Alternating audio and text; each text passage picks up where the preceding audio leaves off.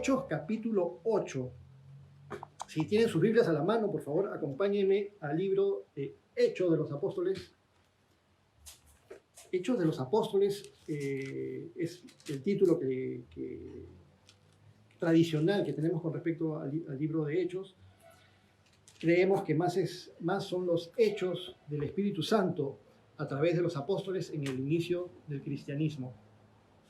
Muy bien, Hechos de los Apóstoles o Hechos del Espíritu Santo, capítulo 8. Y le he puesto por título, se detona el dunamis, se detona el poder.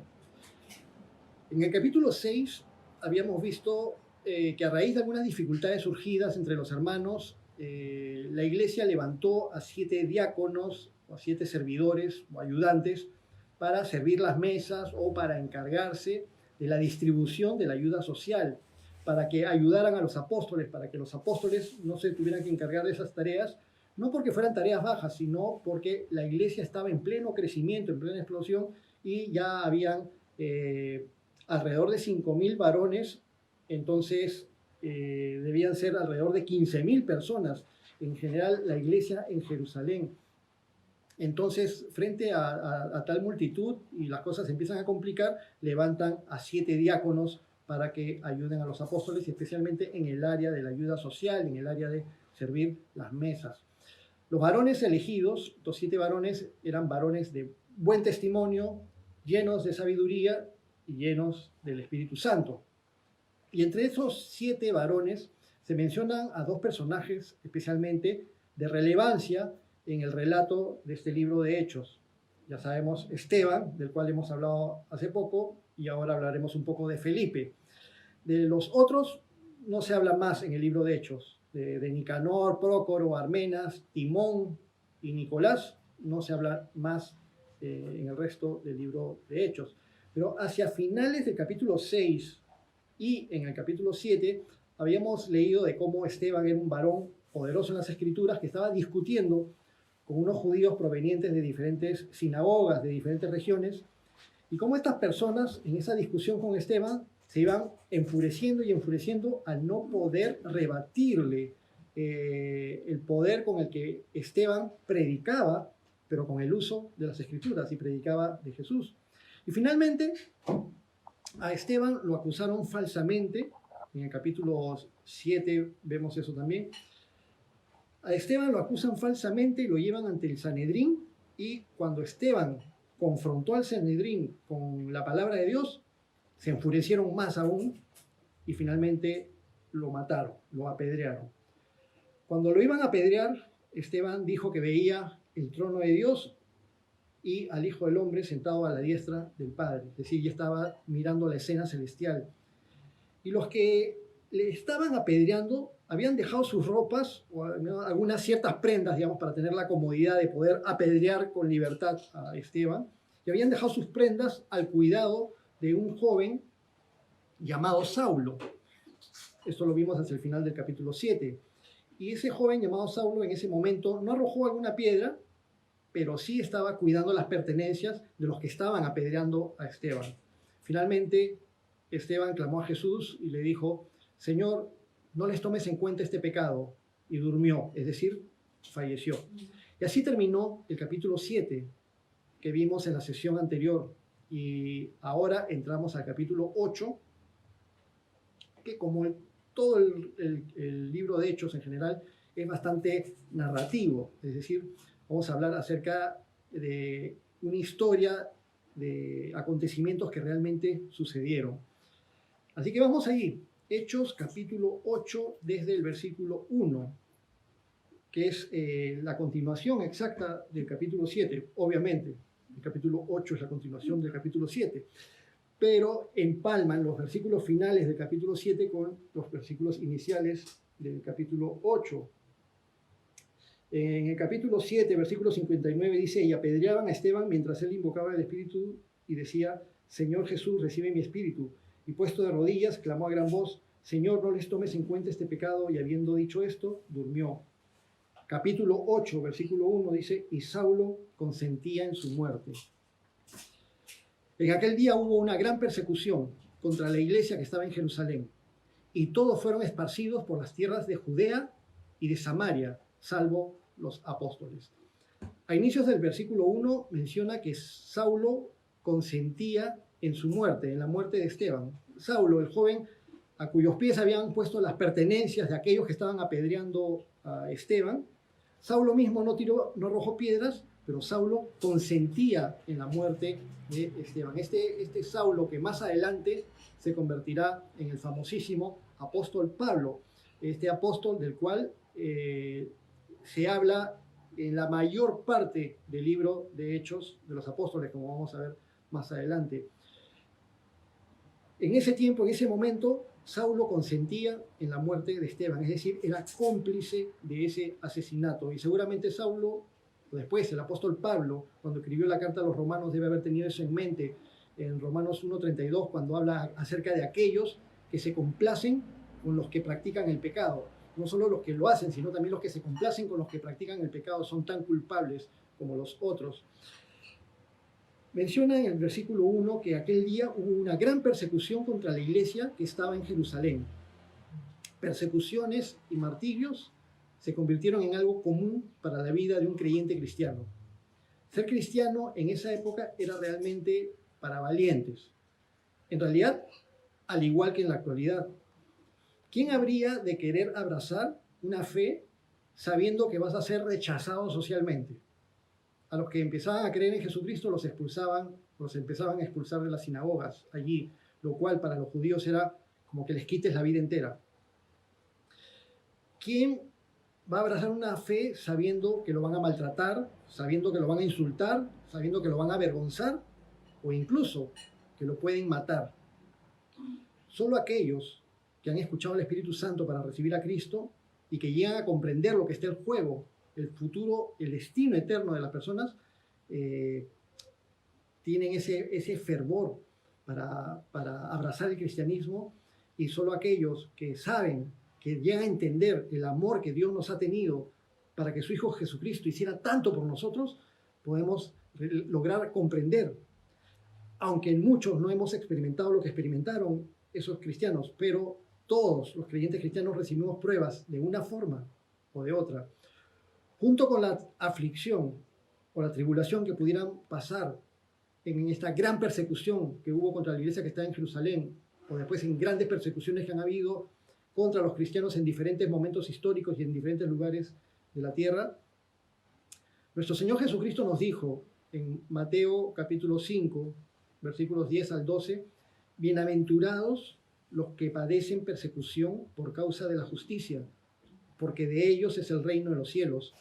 Bienaventurados sois cuando por mi causa os vituperen y os persigan y digan toda clase de mal contra vosotros mintiendo, así como mintieron en contra de Esteban. Gócense y alégrense, porque vuestro galardón es grande en los cielos, porque así persiguieron a los profetas que fueron antes de ustedes. ¿Has experimentado persecución? ¿Has sufrido por causa de la fe? El impacto de la vida y de la resurrección de Cristo fue tan grande en la vida de los testigos, en los testigos de Jesús, que a pesar de las persecuciones, aún así el cristianismo crecía y se esparcía. Y en la actualidad, ojo, que en la actualidad aún existen muchos lugares en el mundo donde la gente muere por causa de su fe. Entonces, hacia el final del versículo 1 se nos dice que todos fueron esparcidos por las tierras de Judea y de Samaria. Entonces aquí ya vemos que se empieza a dar cumplimiento a estas palabras de nuestro Señor Jesucristo cuando le dijo a los apóstoles, antes de subir al cielo, en Hechos capítulo 1, en Hechos 1:8, le dijo a sus apóstoles, pero recibirán poder cuando haya venido sobre ustedes el Espíritu Santo, y me serán testigos en Jerusalén, en Judea, en Samaria y hasta lo último de la tierra. Y ahora vemos por qué los creyentes cristianos se empiezan a ir por qué empiezan a ser esparcidos por las tierras de Judea y por las tierras de Samaria. ¿Por qué ha sucedido eso? Por la persecución. En el momento en que los empiezan a perseguir, entonces empiezan a desparramarse, a difuminarse, a irse a otros lugares. Pero el Señor lleva todo siempre para bien. Versículo 2, y hombres piadosos llevaron a enterrar a Esteban e hicieron gran llanto sobre él. Es totalmente comprensible. Por más creyentes que fuera Esteban y por más creyentes que fueran los hermanos, familiares y amistades y hermanos en la fe de Esteban hicieron un gran llanto por él, mucho sufrimiento por causa de lo que le había sucedido a Esteban, a pesar de que Esteban estaba con gozo, con los ojos puestos en el cielo, diciendo, veo el reino de los cielos, veo el trono de Dios y al Hijo del Hombre sentado a la diestra del Padre, perdón, a pesar de ese entusiasmo de parte de Esteban y a pesar del amor con el que dijo, Señor Jesús, no les tomes en cuenta este pecado, pero igual su fallecimiento causó tristeza en los hermanos, que por supuesto sabían que Esteban ya en este momento estaba en la gloria de Dios descansando. Y versículo 3 dice, y Saulo asolaba la iglesia. Este Saulo que consintió en la muerte de Esteban, este Saulo que estaba cuidando la ropa de los que apedreaban a Esteban, este mismo Saulo era un fariseo, pero ahora está con un fanatismo recalcitrante. Y Saulo asolaba la iglesia y entrando casa por casa arrastraba a hombres y a mujeres y los entregaba en la cárcel. Saulo era fariseo, es decir, era un religioso, pero vemos de que una persona, por el hecho de ser religiosa, eso no garantiza, primero, que esté actuando de parte de Dios, y segundo, no garantiza que sea una persona piadosa, una persona que demuestra el amor de Dios. No necesariamente. Saulo era así. Estaba actuando de esta manera. Su fanatismo lo estaba llevando a tales extremos de ir a las casas, de capturar a los creyentes, de tomar a los hombres, a las mujeres y arrastrarlos hacia las casas, hacia la cárcel. Pero aún así, Dios lo perdonó. Más adelante lo vamos a ver en el libro de Hechos. Dios lo perdonó y lo usó grandemente. Hechos capítulo 8, versículos 4 y 5. Dice, pero los que fueron esparcidos iban por todas partes anunciando el evangelio. Y noten esto, los que fueron esparcidos, y repito la pregunta, ¿por qué fueron esparcidos? Porque empezaron las persecuciones. En el momento en que empiezan a perseguir a los creyentes cristianos, los obligan a huir, salen de Jerusalén, salen de ese lugar de inicio, salen de su lugar de confort, salen de su comodidad, están pasando circunstancias muy difíciles, acaban de matar a Esteban, el maestro, nuestro Señor Jesucristo, había sido ejecutado en Jerusalén y ahora empiezan a ser perseguidos, a ser maltratados y son esparcidos, dice, e iban por todas partes anunciando el evangelio.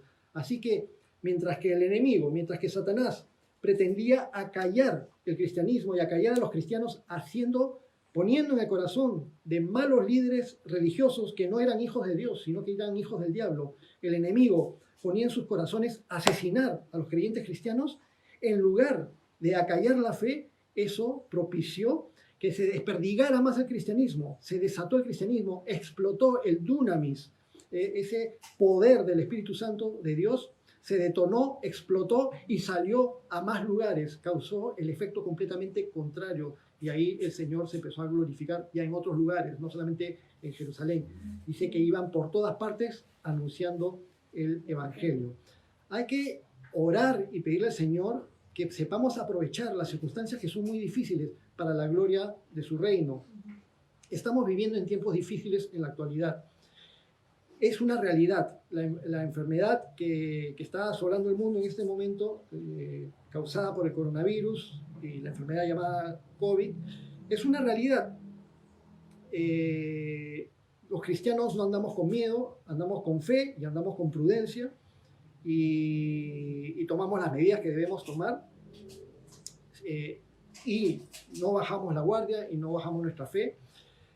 Sin embargo, cuando recién se inició la pandemia y la cuarentena obligatoria y nos recluimos en nuestras casas y pensamos qué va a ser de la iglesia, ya no podemos ir a reunirnos, ya no podíamos reunirnos los domingos, ya no podíamos reunirnos los jueves, las reuniones que teníamos normalmente, y ahora qué vamos a hacer. Y de pronto empezamos a hacer, no solamente nosotros, sino la gran mayoría de todas las iglesias cristianas, empezamos a hacer las reuniones virtuales, que si bien decimos no es igual que estar físicamente juntos en la iglesia, no es igual, pero es una bendición. De todas maneras, es una gran bendición, porque de esta manera la palabra de Dios se está multiplicando más. Estamos llegando a más personas de las que llegábamos cuando estábamos solamente con las reuniones físicas.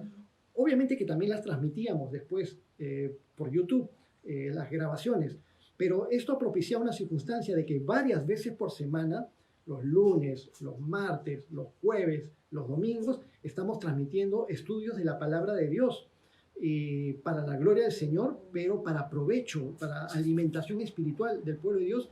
Y muchas personas que por alguna razón no podían asistir físicamente o por razones de trabajo o la distancia, ahora por medio de la tecnología estamos con esta posibilidad de llegar a cualquier rincón del planeta.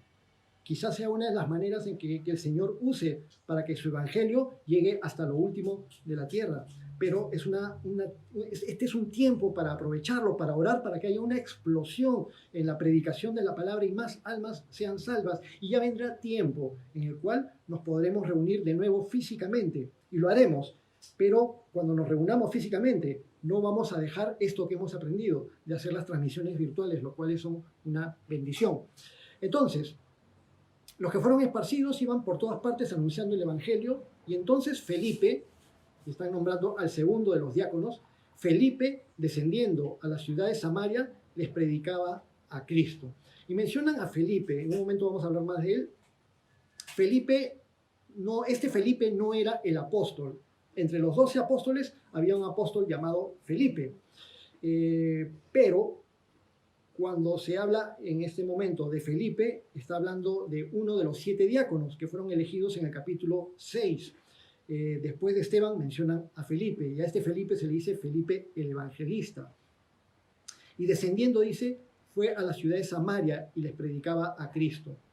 Cuando fueron esparcidos por las persecuciones, salieron por toda Judea y fueron hasta Samaria, ese lugar que era tan menospreciado por los judíos por razones de discusiones religiosas y de diferencias religiosas. Pero recordemos que tiempo atrás nuestro Señor Jesucristo había pasado por Samaria y había sembrado una semilla importante allí cuando le predicó a la mujer samaritana, y ella trajo a todo el pueblo y reconocieron a Jesús como el Mesías. Felipe, descendiendo a la ciudad de Samaria, les predicaba a Cristo.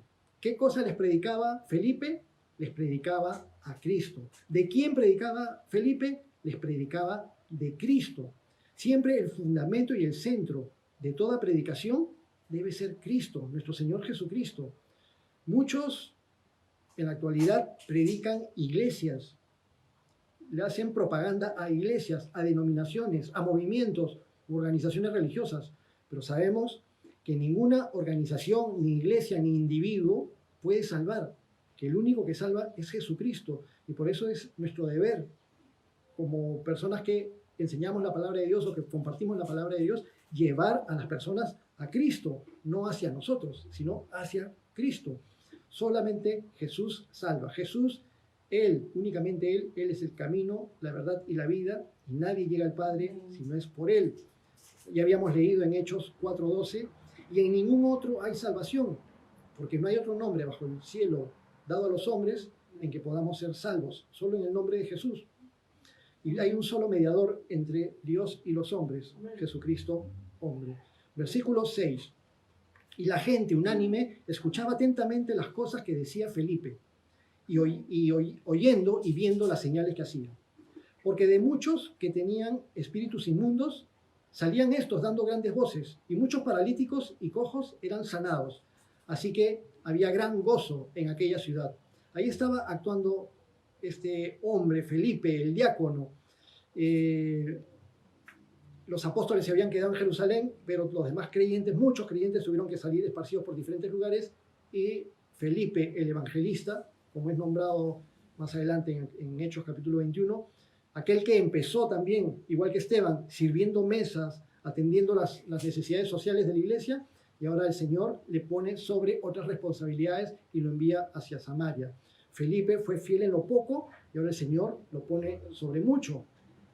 Salió a predicar en Samaria, a predicar de Cristo. Muchos espíritus inmundos salían de las personas endemoniadas. Muchas sanidades también, muchos cojos y paralíticos eran sanados, se nos dice en esta narración.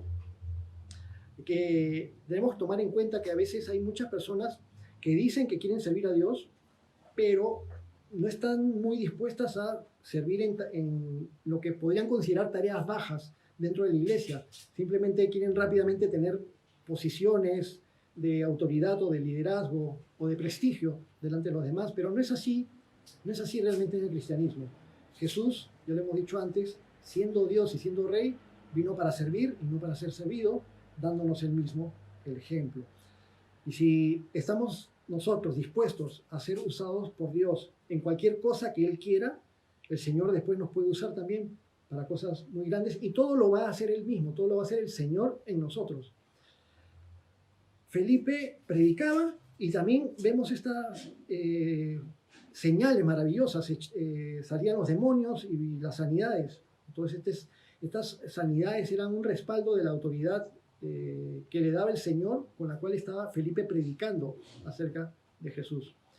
Versículo 9, Hechos 8:9. Pero había un hombre llamado Simón, que antes ejercía la magia en aquella ciudad y había engañado a la gente de Samaria, haciéndose pasar por algún grande. A este oían atentamente todos, desde el más pequeño hasta el más grande, diciendo: este es el gran poder de Dios. Y le estaban atentos, porque con sus artes mágicas les había engañado mucho tiempo. Este hombre Simón mencionado acá obviamente no es Simón Pedro. El nombre de Simón es un nombre muy común en el cristianismo, en el judaísmo de ese tiempo, en esa zona. Estaba Simón el cananita, Simón el leproso, Simón Pedro y ahora Simón el mago, aquí en Hechos de los Apóstoles. ¿Cuál era el objetivo de la vida de este hombre Simón? Engañar a la gente, hacerse pasar por alguien grande, hacerle creer a la gente que poseía el poder de Dios, pero no lo tenía realmente. Y, sin embargo, agradaba a la gente con estas supuestas muestras de poder, porque cuando las personas en general están bajo la influencia del príncipe de este mundo, lo que anhelan es dinero, fama, poder, placeres, y prestan oídos para dejarse deslumbrar con cosas que no son de Dios, pero son cosas místicas, aparentemente poderosas, y ahí está el ánimo de la gente. Siempre la práctica de la magia, de la hechicería, de la brujería, siempre ha atraído a muchísimas personas. Pero estas prácticas, magia, hechicería, brujería, espiritismo, horóscopos, prestidigitación, etcétera, etcétera, etcétera, todas estas prácticas están completamente prohibidas por Dios, por su palabra, y son prácticas abominables para Dios.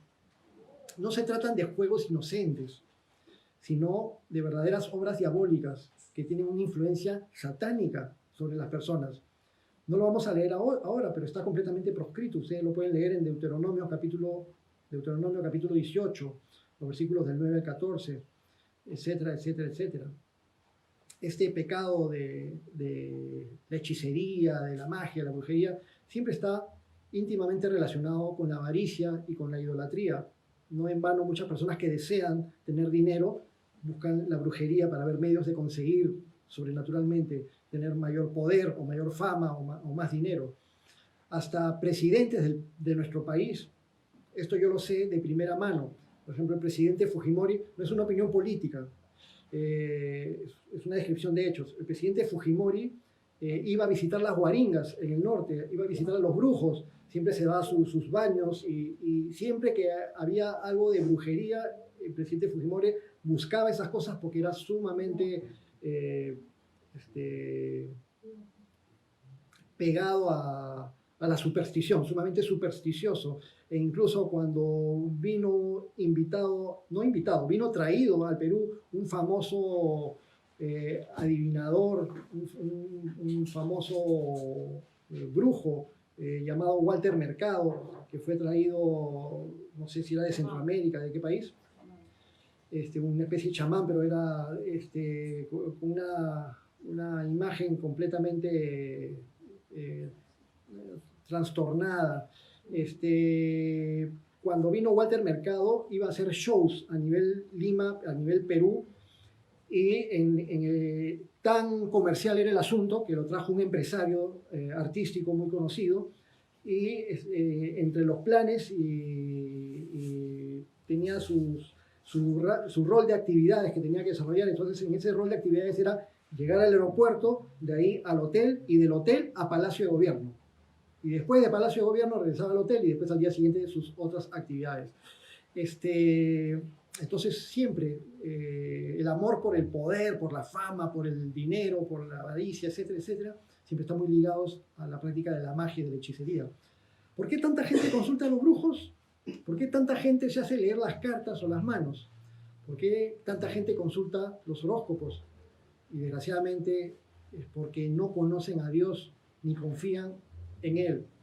El que confía en Dios no necesita para nada que le lean su futuro, porque sabe en quién ha confiado. La persona que ha entregado su corazón a Cristo pone toda su confianza en el Señor y no está angustiado por su futuro ni tiene necesidad de ayudaditas para cambiar su destino. El destino y la seguridad del creyente están completamente puestas en Dios. Los cristianos tenemos nuestra confianza puesta en Él y esperamos con paciencia su palabra y sus promesas, teniendo certeza de seguridad en su guía y en su protección. El creyente cristiano debe alejar su corazón de cualquier ansiedad por conocer el futuro, pues ya sabemos que nuestro futuro está seguro en las manos de Dios. No sea que cometamos el error de reemplazar al brujo mundano por algún profeta cristiano para satisfacer esas ansias de saber lo que va a suceder en el futuro, como muchas veces se ha caído en ese error en diferentes agrupaciones religiosas. Versículo 12, Hechos 8:12. Pero cuando creyeron a Felipe, que anunciaba el evangelio del reino de Dios y el nombre de Jesucristo, se bautizaban hombres y mujeres. Entonces vemos que las personas creían y luego se bautizaban. Y ese es el modelo bíblico que nosotros tenemos para practicar el bautismo por inmersión en agua. Primero crees y luego te bautizas. No tiene sentido bautizar a alguien que no ha creído. Ahora, tú no puedes estar 100% de que alguien ha creído, pero creemos en la sinceridad de las personas que entregan su corazón a Cristo. Pero para creer en Jesús es necesario hacerlo voluntariamente. Tú no puedes obligar a la fuerza a alguien a ser cristiano. Entonces, las personas tienen que tomar su propia decisión para luego poderse bautizar. Primero crees y luego te bautizas. Y es por eso que en las iglesias cristianas, en la mayoría de iglesias cristianas, no practicamos el bautismo de niños, porque un niño de meses de nacido no puede creer en Jesucristo como Señor y Salvador, para luego, no puede arrepentirse de sus pecados, para luego tomar la decisión de bautizarse. Bueno, y nadie tampoco puede ser obligado a seguir una fe. De ahí que, al menos en países como el nuestro, como en el Perú, donde la mayoría de personas, prácticamente todos los peruanos han sido bautizados de niños, y la mayoría tiene vidas completamente alejadas de Dios. ¿Cuántos asesinos, ladrones, narcotraficantes, borrachos, prostitutas, violadores, etcétera, han sido bautizados de niños? Es algo que no tiene el más mínimo sentido. El versículo 13 dice que también creyó Simón mismo, este hechicero. Simón mismo creyó y habiéndose bautizado, estaba siempre con Felipe. Viendo las señales y grandes milagros que se hacían, estaba atónito. Parece que Simón creyó y se bautizó, pero más por las cosas espectaculares que veía y que le habían captado tanto la atención. Aparentemente, habría habido una conversión por parte de Simón, pues dice, creyó y habiéndose bautizado, dice el texto. Pero vamos a ver más adelante que hay un problema con esto, porque luego el apóstol Pedro lo va a llamar al arrepentimiento. Entonces, como vamos a comprobar en un momento, el hecho de que alguien se haya bautizado, aunque sea de adulto, tampoco significa necesariamente que esa persona sea realmente temerosa de Dios. Versículo 14, cuando los apóstoles que estaban en Jerusalén oyeron que Samaria había recibido la palabra de Dios, enviaron allá a Pedro y a Juan. Entonces, los apóstoles Pedro y Juan fueron enviados por los demás apóstoles que escucharon las noticias de Samaria con Felipe, el evangelista, y mandaron a Pedro y a Juan para que vean qué estaba pasando allí. Pero Pedro y Juan no fueron para autorizar algo, sino para confirmar lo que Dios ya estaba haciendo allí. No fueron para poner impedimentos tampoco a la obra de Dios que se estaba realizando a través de Felipe. Recuerden que Felipe fue esparcido por causa de las persecuciones. Y es obvio que Dios estaba con Felipe por la predicación del Evangelio y por las señales que se estaban dando en ese momento. Entonces los apóstoles estaban allí, fueron allá a Samaria, Pedro y Juan, para confirmar, para complementar lo que Dios ya estaba haciendo a través de Felipe. Entonces Pedro y Juan llegaron a Samaria, versículo 15, los cuales, habiendo venido, oraron por ellos para que recibiesen el Espíritu Santo, porque aún no había descendido sobre ninguno de ellos, sino que solamente habían sido bautizados en el nombre de Jesús. Entonces les imponían las manos y recibían el Espíritu Santo. No sabemos cuánto tiempo pasó desde que las personas empezaron a convertir, cuando estas noticias llegaron a Jerusalén y luego se enteran los apóstoles y envían a Pedro y a Juan a Samaria. ¿Cuánto tiempo pasó en esa ida y vuelta de noticias hasta que Pedro y Juan llegaron a Samaria? No sabemos si pasaron días, qué tantos días pasaron, pero ha habido un transcurso desde que las multitudes o muchas personas se convirtieron a Cristo, creyeron las palabras del Evangelio, fueron salvadas y luego fueron bautizadas y posteriormente, muy posteriormente, Pedro y Juan oran ahí en Samaria para que estos creyentes, que ya eran creyentes, recibieran el Espíritu Santo. Oraron para que ellos recibiesen el Espíritu Santo. Les imponían las manos y recibían el Espíritu Santo.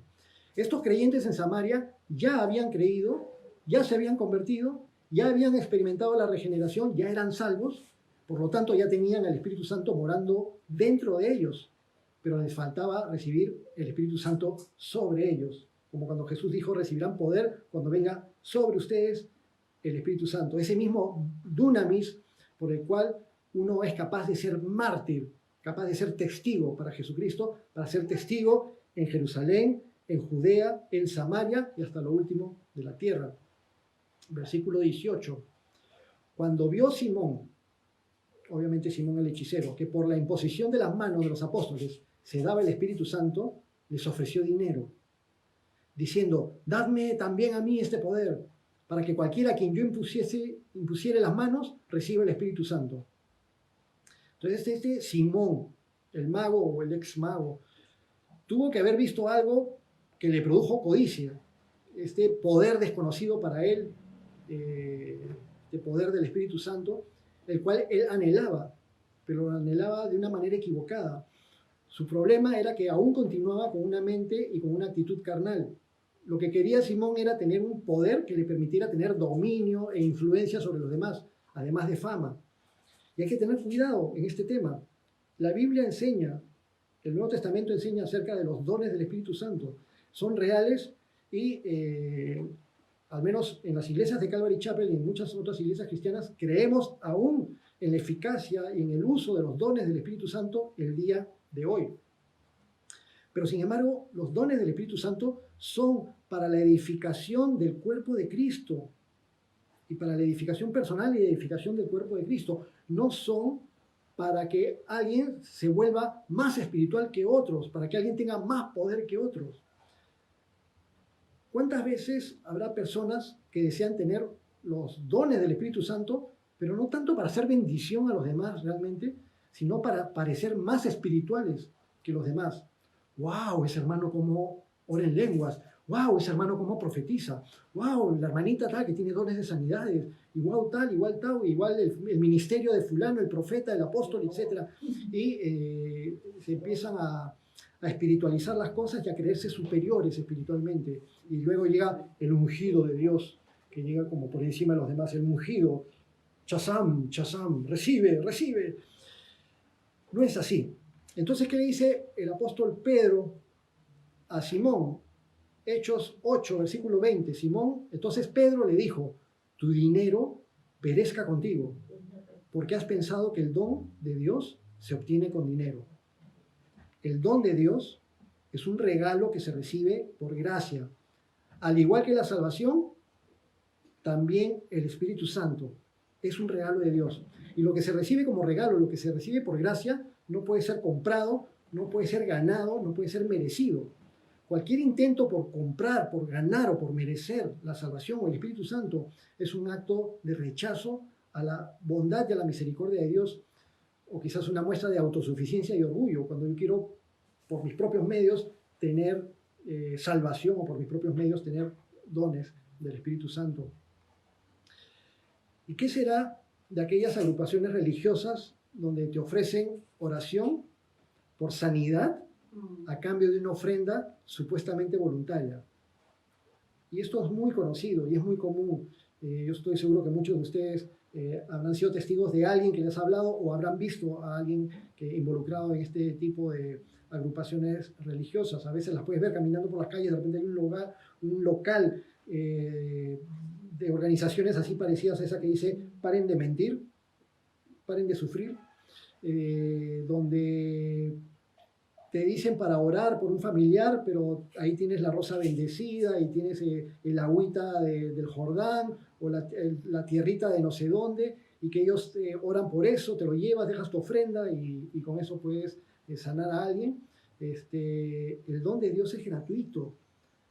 Recibieron de gracia, den de gracia. Nunca se puede condicionar. Ha sucedido incluso a veces personas que llegan a la casa de alguien para que oren, para que reciban administración, y esa persona le dice, ya ok, vamos a orar y todo, pero después te pasas y te dejas tu ofrendita, ¿ya? No es así. No es así de parte de Dios. Tu dinero perezca contigo, le dijo Pedro a Simón. Y le sigue diciendo Pedro, el apóstol Pedro, a Simón el mago, versículo 21, no tienes tú parte ni suerte en este asunto, porque tu corazón no es recto delante de Dios. Arrepiéntete, pues, de esta tu maldad y ruega a Dios si quizás te sea perdonado el pensamiento de tu corazón, porque en hiel de amargura y en prisión de maldad veo que estás. Entonces aquí vemos que si Simón realmente se hubiera convertido, en el versículo 13, cuando leímos que creyó y que se bautizó, entonces no tendría ahora nuevamente que arrepentirse, pero Pedro lo llama al arrepentimiento. Entonces, la conversión y el arrepentimiento deben ser totales, completos, al 100%. Jesús no solo quiere ser nuestro Salvador, sino también nuestro Señor. Hay muchas personas que reconocen a Jesús como Salvador. Sí, Él es el Salvador, pero no le entregan el 100% de sus vidas. Sí, Jesús es el Señor, pero ahí no más. Yo le entrego esto y esto, pero no tanto esto. No, porque no hay que ser tan radicales, dicen algunos. El Señor no acepta el 80% de tu vida. El Señor no acepta el 50% ni el 90% de tu vida. El Señor quiere ser Señor de todo. Si el Señor no es Señor de todo, no es Señor de nada, en el caso de cada vida, aunque el Señor es Señor de todo el universo. Entonces, como creyentes cristianos debemos tener siempre presente dónde está nuestro tesoro.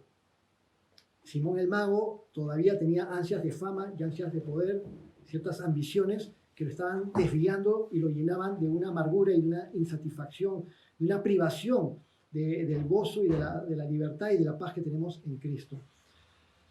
Versículo 24. Respondiendo entonces Simón, dijo, rogad vosotros por mí al Señor, para que nada de esto que habéis dicho venga sobre mí.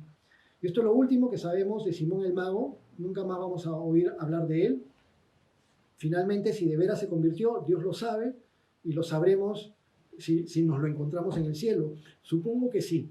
El Señor ha sido muy misericordioso con todos nosotros también. ¿Cuántas veces habremos cometido errores graves por los cuales el Señor, con su Espíritu Santo, nos ha llamado a darnos cuenta del error, a pedir perdón y a tener una nueva oportunidad? Versículo 25, Hechos 8:25. Y ellos, habiendo testificado y hablado la palabra de Dios, se volvieron a Jerusalén y en muchas poblaciones de los samaritanos anunciaron el Evangelio. Continuamos ahora con un relato que continúa con Felipe el Evangelista. Hechos 8:26. Perdón.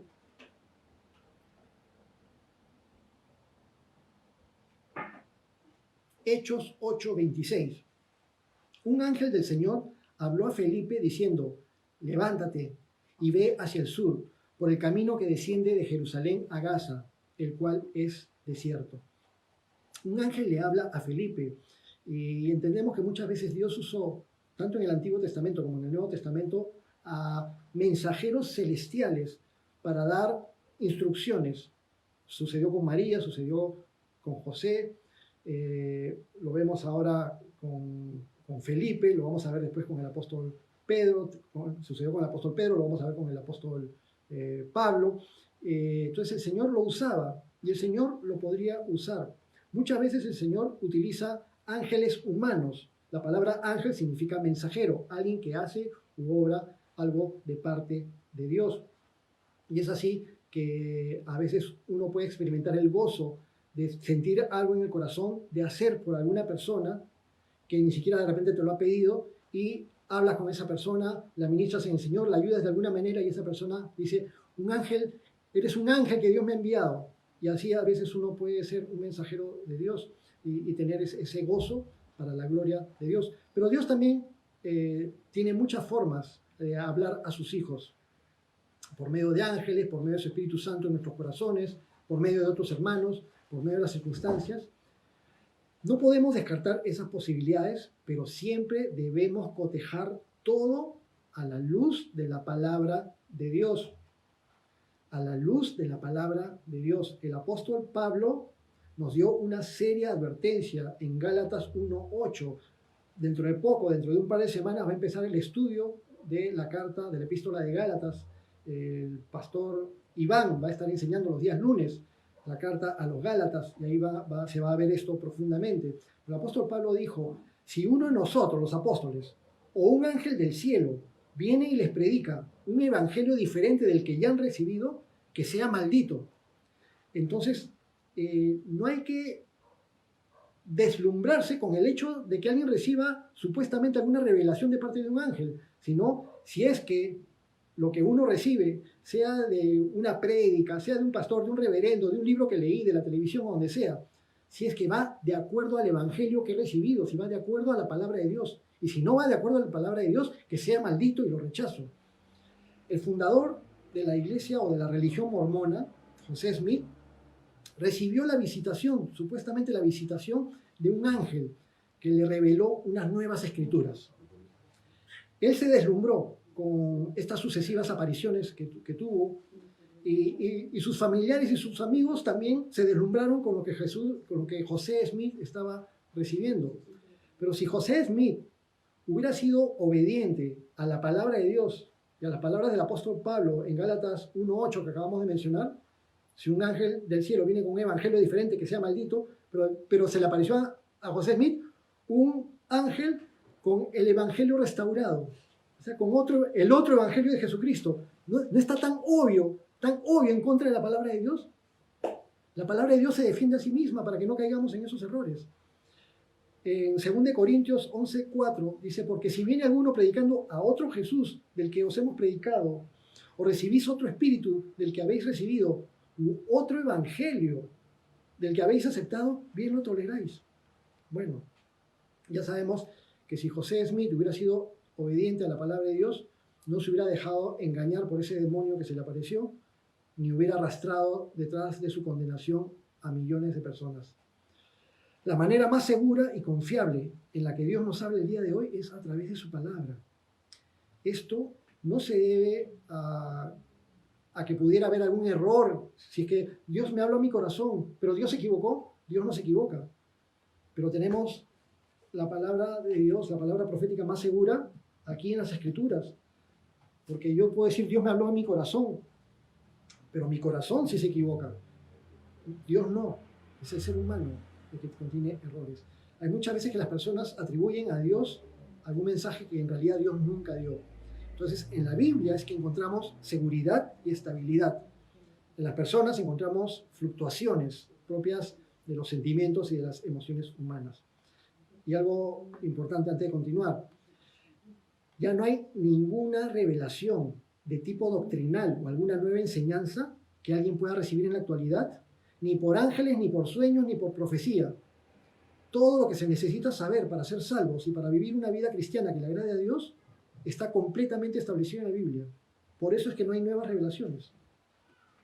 La orden de Dios para Felipe era que abandonara su exitoso ministerio que tenía en Samaria, mucha gente que se había convertido, mucha gente que estaba creyendo, mucha gente que era sanada, una iglesia que estaba creciendo, una iglesia exitosa que estaba en pleno crecimiento, y de pronto Dios le da una orden a Felipe. Un ángel del Señor le habla a Felipe y le dice que se levante y que se vaya al sur, al desierto, camino de Jerusalén a Gaza. Y continúa, Hechos 8:27. Entonces él se levantó y fue. Felipe se levantó y fue, y sucedió que un etíope, eunuco, funcionario de Candace, reina de los etíopes, el cual estaba sobre todos sus tesoros, había venido a Jerusalén para adorar. Este funcionario etíope era un prosélito judío, es decir, un gentil que abrazaba la religión judía y adoraba a Yahweh, a Jehová. Por eso es que estaba de regreso a su tierra después de alguna fiesta que se había dado en Jerusalén. Era funcionario del gobierno y al mismo tiempo era un adorador de Dios. Hay personas que creen que no se puede ser fiel a Dios y al mismo tiempo ser funcionario de un gobierno o ser político. Esta idea no es realmente bíblica. Tenemos los ejemplos, los casos de José en Egipto, de Daniel en Babilonia, ocupando los más altos cargos de gobierno y siendo hombres temerosos de Dios. Entonces este eunuco etíope, versículo 28, volvía sentado en su carro y leyendo al profeta Isaías. Y el Espíritu dijo a Felipe, acércate y júntate a ese carro. Entonces ahora es el Espíritu Santo el que le dice a Felipe qué hacer. Acércate y júntate a ese carro.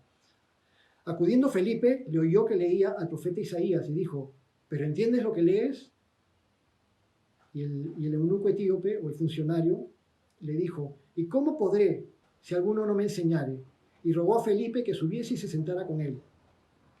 Felipe no había planificado previamente lo que iba a suceder, pero el Espíritu Santo le guió a sentarse junto a él y a preguntarle, ¿entiendes lo que lees?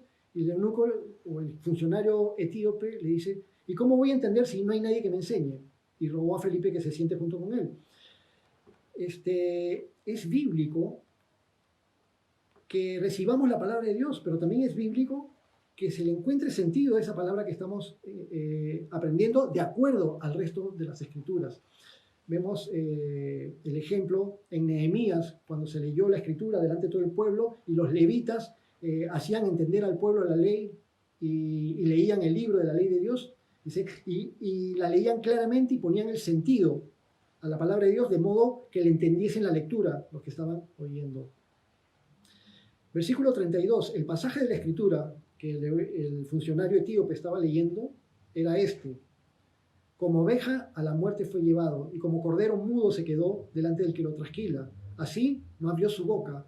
En su humillación no se le hizo justicia, mas su generación, ¿quién la contará? Porque fue quitada de la tierra su vida. Respondiendo el eunuco, dijo a Felipe, te ruego que me digas, ¿de quién dice esto el profeta? ¿De sí mismo o de algún otro? Entonces Felipe, abriendo su boca y comenzando desde esta escritura, le anunció el evangelio de Jesús. Las circunstancias las puso Dios mismo. El funcionario estaba leyendo Isaías y el mismo funcionario le pregunta a Felipe, ¿de quién está hablando esto el profeta? ¿De él mismo o de otro? Y ese pasaje es el que Felipe aprovecha para predicarle y para anunciarle el evangelio de Jesús. El pasaje completo se encuentra en Isaías capítulo 52, versículo 13, hasta Isaías 53, 12. Toda la Biblia, desde Génesis hasta Apocalipsis, toda la Biblia es buena para anunciar el evangelio. Toda la Biblia te conduce a Jesús y Jesús te conduce a Dios. ¿Seríamos nosotros capaces actualmente de poder llevar a alguien a Cristo enseñándole por medio del Antiguo Testamento? Es un desafío interesante. Seguramente Felipe le reveló a este funcionario etíope que Jesús es el Cordero de Dios que quita el pecado del mundo. Y ya se veía en las escrituras del Antiguo Testamento, en la ley de Moisés, un prototipo de Cristo desde el tiempo del Cordero Pascual, en Éxodo 12. Y Jesús, nuestro Señor Jesucristo, al igual que una oveja mansa, fue llevado a la muerte sin oponer resistencia ni quejarse. Entonces, el funcionario etíope recibió el evangelio de salvación. Versículo 35. Felipe, abriendo su boca y comenzando desde esta escritura, le anunció el evangelio de Jesús. Y yendo por el camino, llegaron a cierta agua. Y dijo el eunuco, aquí hay agua, ¿qué impide que yo sea bautizado? Y Felipe le dijo, si crees de todo corazón, bien puedes. Y respondiendo, dijo, creo que Jesucristo es el Hijo de Dios. Amén. Y mandó parar el carro y descendieron ambos al agua, Felipe y el eunuco, y le bautizó. Algunos dicen que para bautizarte a la manera de Jesús y de los apóstoles, tienes que hacerlo en aguas de un río, como que Jesús y los apóstoles se bautizaron en el Jordán. Pero acá vemos un ejemplo de que no se bautizan en un río, sino que se bautizan en el agua que encuentran. Aquí hay agua, llegaron a cierta agua, podría ser un estanque, con suficiente agua para sumergirse, ¿no? ¿Qué impide que yo sea bautizado? Y que Felipe le da el requisito para ser bautizado. Si crees de todo corazón, bien puedes. Y así que descendieron y fue bautizado. Notemos que este funcionario etíope fue bautizado en el agua, sumergido en agua, inmediatamente después de creer.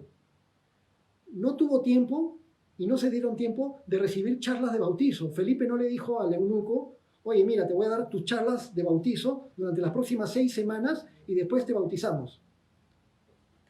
No tuvo que recibir una preparación de varias semanas para ser bautizado. El único requisito para ser bautizado es creer de todo corazón. Si crees de todo corazón, bien puedes bautizarte.